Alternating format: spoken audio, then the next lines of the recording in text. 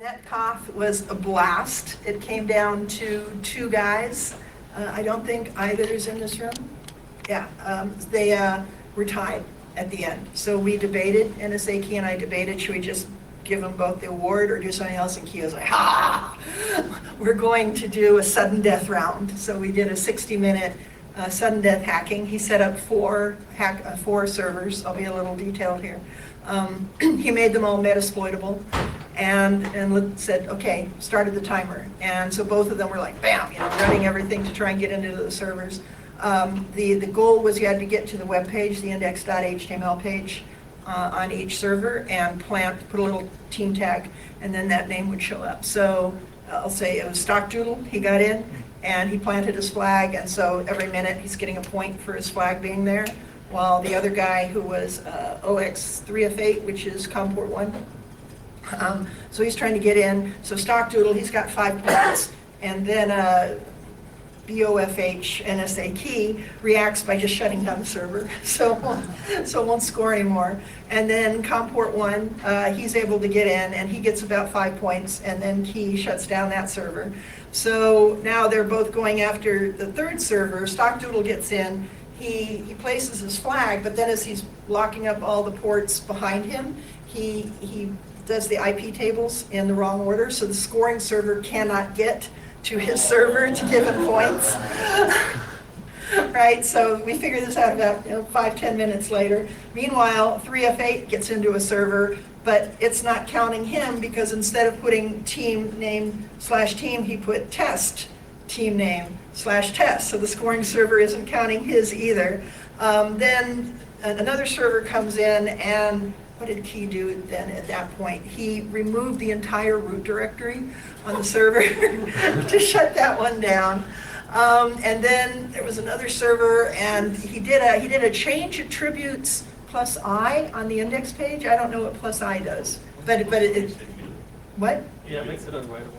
Okay, it made it unwritable so that they couldn't get, so the guy couldn't get in and put his team tag on that. And then, so they're like tied for a while, and then Stockdoodle did something. We finally figured out something he did wrong, and he did, and the score's going up. And then COM port 1 gets in, and he plants his flag, and then he was behind. He planted his flag, and now then he locked out Stockdoodle. So now they get up, and then they're tied, and Stockdoodle can't get any more points. And they're still tied, and the timer's going to go. So the question is the scoring server going to trigger first, or is the alarm going to go off that it's 60 minutes, right? And so it triggers, and then like 30 seconds later, the timer goes off. Oh, wow. So 3F8 won it by like 30 seconds, and so we wrote it all up. We'll post the blog on, but it was a pretty exciting photo finish. Ben, do you want to talk about the kids track? Yeah.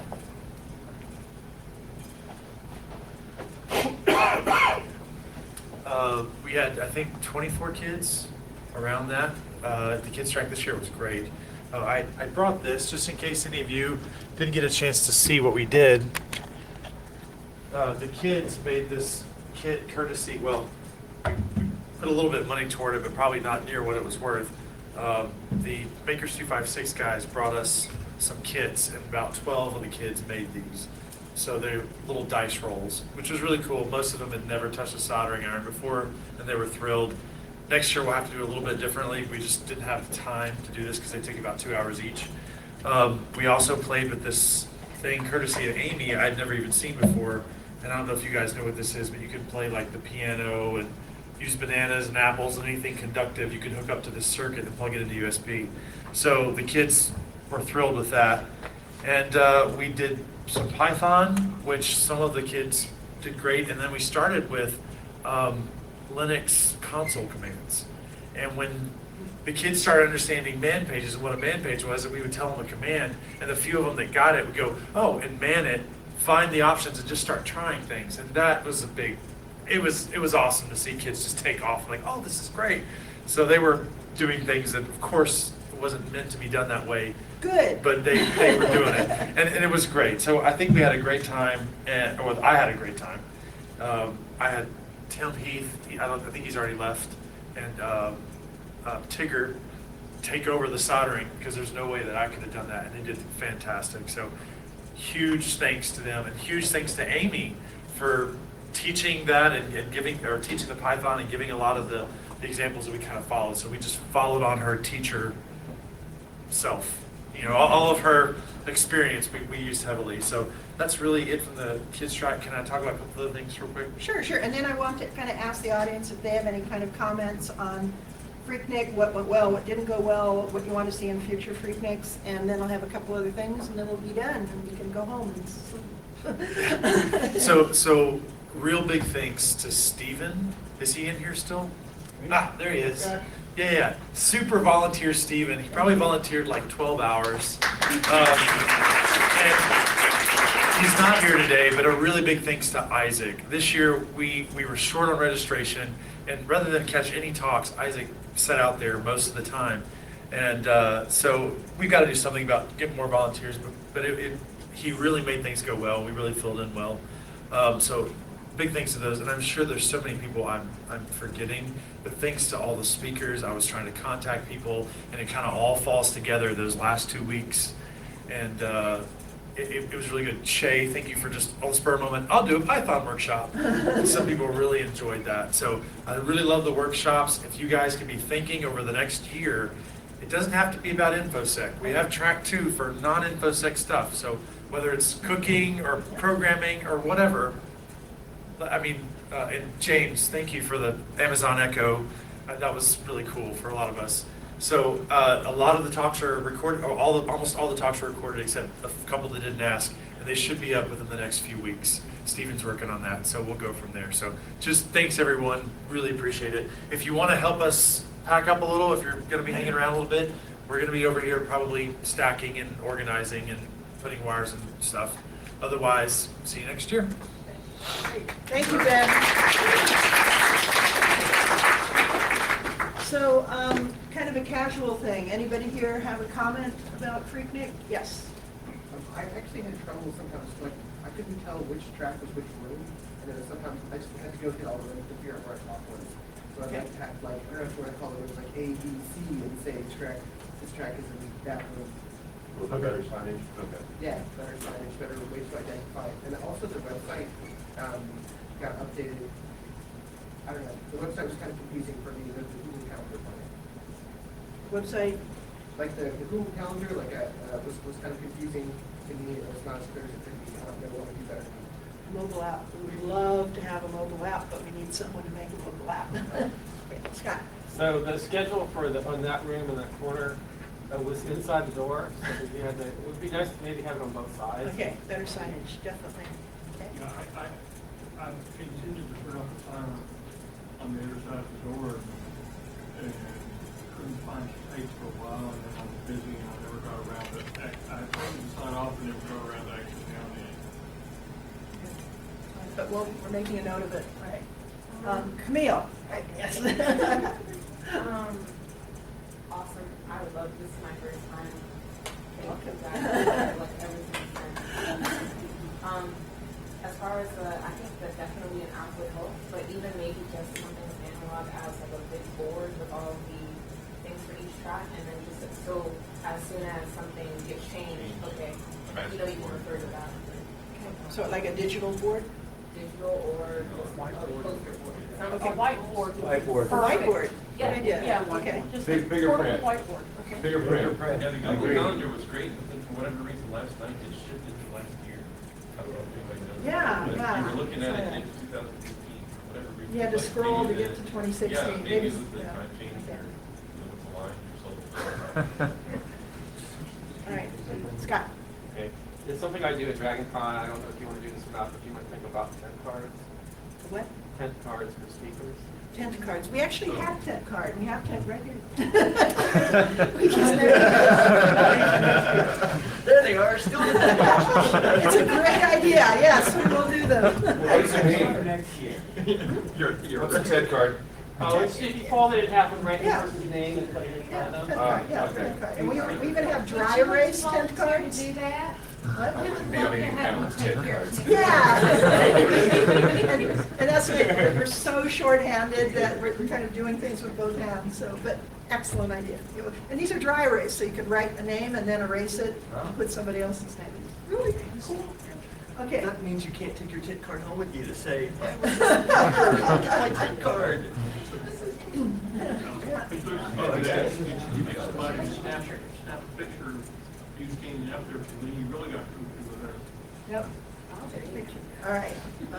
Yes, Brimstone. Someone suggested to me a concept that Hope pulls off every year, and that they have one room, or one room for one track that isn't scheduled. There's just a big sign-up sheet on the front door, so it's literally, if you want an hour, 24-hour light about whatever, sign up for those.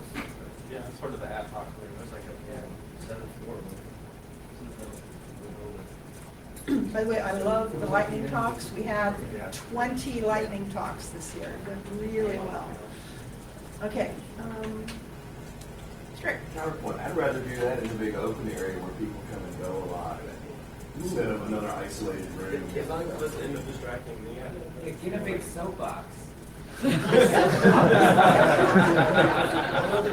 a good way to mark the position anyway. Well, I know that there was a, So you can, that way you can hook your laptop up and Zoom for whatever you want to do. I know that there was a job fair or something going on at the top. We were supposed to have that space, and that would be a really good space too yeah. Yeah, that was an issue with the hotel. They were supposed to give us everything, and then we showed up and we didn't have everything. But- That soapbox could be a popular place at 3 a.m. Yeah, yeah, we wanted to have all of the inside atrium rooms, just us, just PhreakNIC, but it didn't quite turn out that way. Yes? If the hotel was willing to extend breakfast by an extra 30 minutes, that would be awesome. Later breakfast, okay? Well, if we keep doing it on the weekend that has the time change, everybody gets an extra hour, which I think everybody likes. So I think we're going to try to do that. I mean, it's just really good. So for us, that ended up staying up that extra hour. And what did everyone think about the time for lunch? Was it about, have a session or two, and then I think we started at 11 a.m. lunch? Yeah, I've got a couple comments that it was too early. We need to bump Okay. it.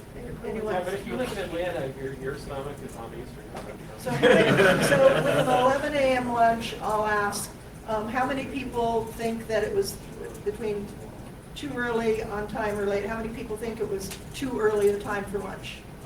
Okay, how many think it was about right?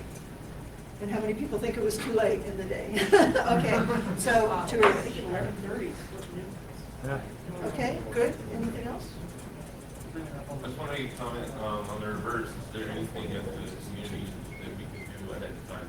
Like you mentioned, volunteers, and anything on the front end or the back end early that I can help out with, or anybody that wants to have even financially or like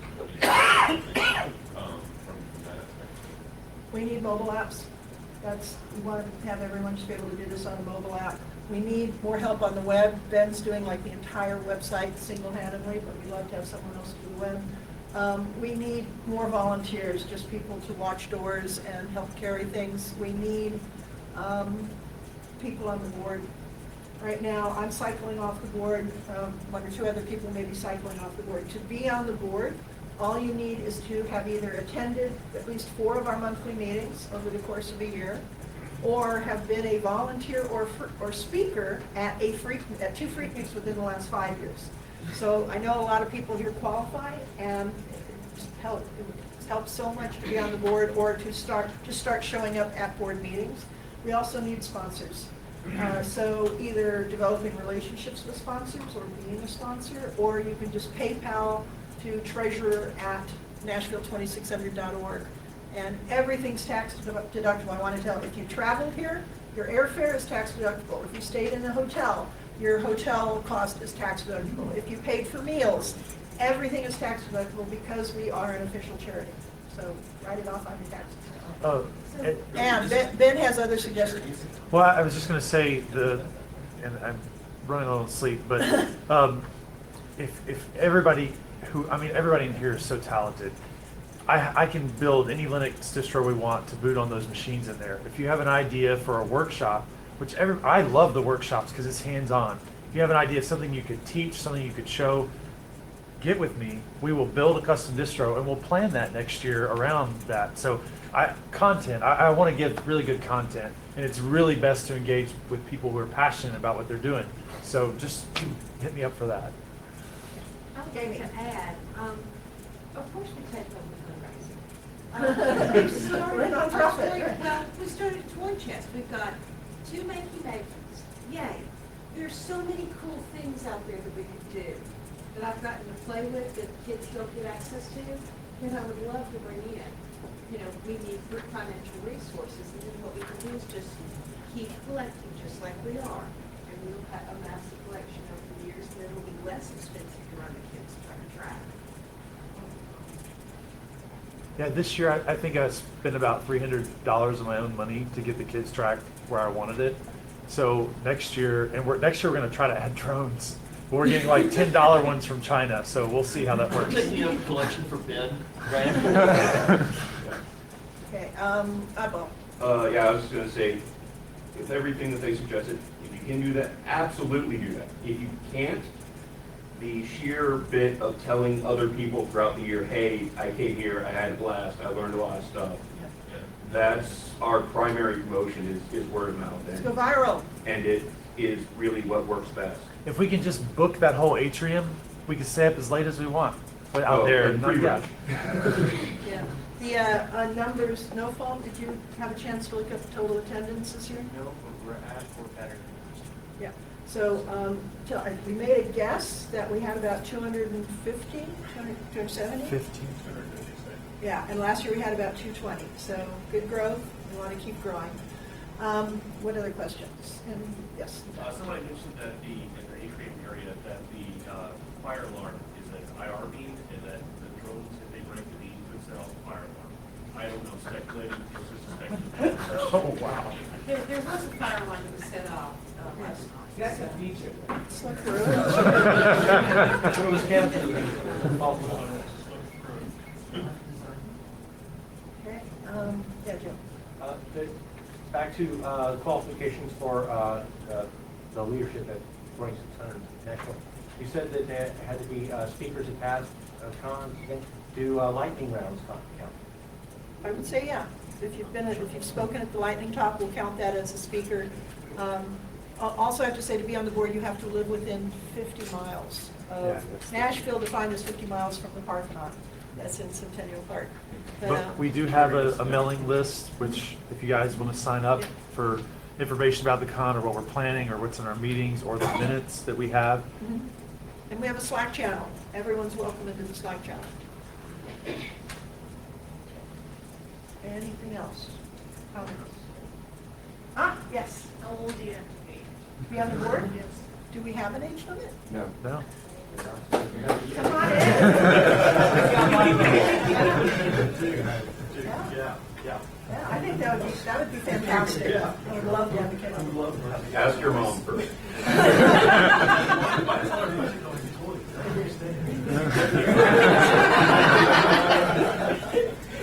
You need to attend board meetings, so ask your mom.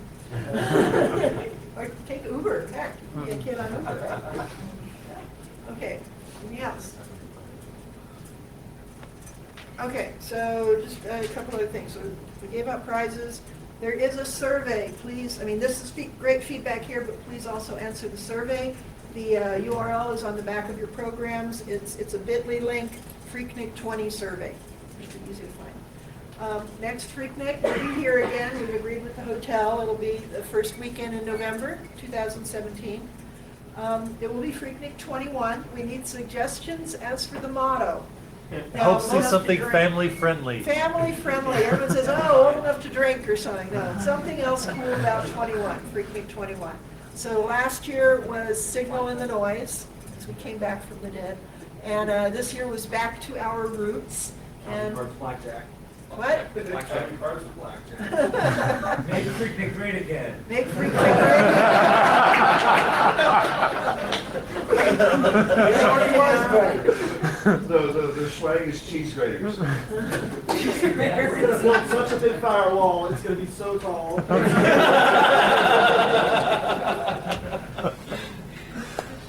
Okay. And Dragon Con's going to pay for it.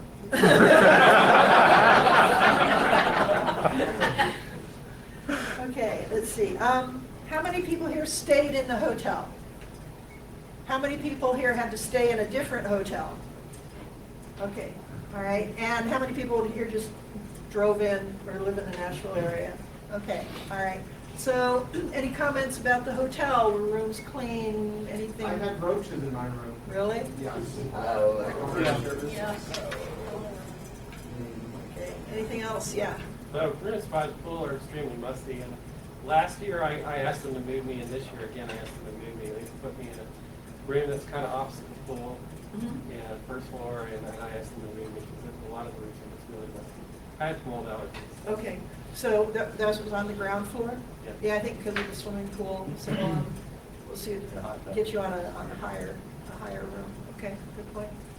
Yeah, I was the room service never came the whole time. Really? Yeah, I keep a camera in the room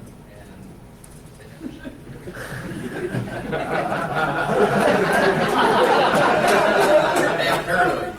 That's good, it's good, that's proof. No one's there, yeah. But the other thing is in the internet and all that, it's, you know, they can actually make it work a little bit. I realize it's people at times you do have, they usually leave the internet up for some, you know, at your own risk, but you leave it up so that the people can at least still use it if they have to. I was not brave enough to connect to hotel Wi-Fi. I don't care, I got a firewall for that, but that part, you know, the stuff I carry to do my work stuff I have to do, I have my hotspot, well, but I burned up like, you know, 18 gigs of data this weekend. I think it's different areas of the hotel, because it was great in here. I've been downloading ISOs. That's why I was so sorry.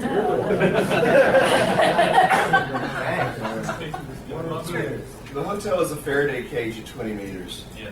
That's how you put the antenna, like, you're putting the antenna up in Wanda, John, yeah. I used the hotel Wi-Fi, but it had a VPN running, and it worked, but at times the transfer rate got very low. Maybe while I was downloading my Still ISO. internet, what do you want? Yeah, I was gonna say, unfortunately, that's a constant complaint at just about any convention in hotels where it's a geek type convention, because all of a sudden, there's a ton of people wanting to use it for some strange reason. The hotel's just unprepared for the amount of people we really use Wi-Fi. All right. Happens at other hotels.